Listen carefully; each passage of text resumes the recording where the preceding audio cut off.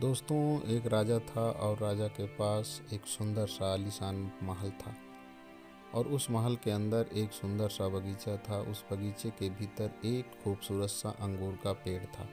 एक चिड़िया वहाँ आती थी और रोज़ अंगूर खा जाती थी। लेकिन दिक्कत यह थी कि चिड़िया मीठे मीठे अंगूर तो खा जाती थी और खट्टे खट्टे अंगूर नीचे गिरा देती थी। यह सिलसिला काफ़ी दिनों तक चलता रहा। लेकिन इस दृश्य को बगीचे का माली रोजाना देखता था।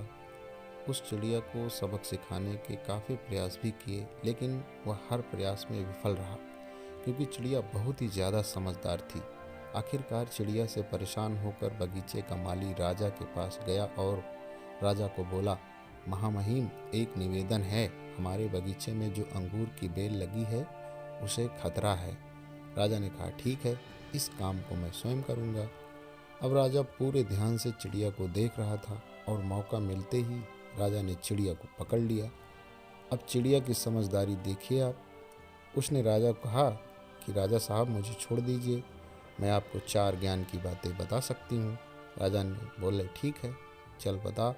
पहली यह कि हाथ आए शत्रु को कभी नहीं छोड़ना चाहिए। दूसरी, अनजान बात पर कभी विश्वास नहीं करना चाहिए। तीसरी, जो हो गया उस पर पश्चाताप नहीं करना चाहिए। और चौथी, बताने से पहले राजा को बोली कि राजा साहब, मेरा दम घुट रहा है, आप मुझे ढीला छोड़ें, मैं आपको बताती हूँ।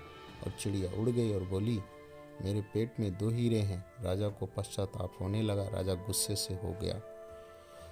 उसने राजा को बोला कि मैंने आपको कहा था कि हाथ आए शत्रु को कभी नहीं छोड़ना चाहिए, फिर भी आपने छोड़ दिया। मैंने आपको कहा था कि अनजान बातों पर विश्वास नहीं करना चाहिए, लेकिन आपने किया कि मेरे पेट में 2 हीरे हैं, जो कि संभव ही नहीं है। जो हुआ उस पर ज़्यादा नहीं सोचना चाहिए, लेकिन आप फिर भी सोच रहे हो।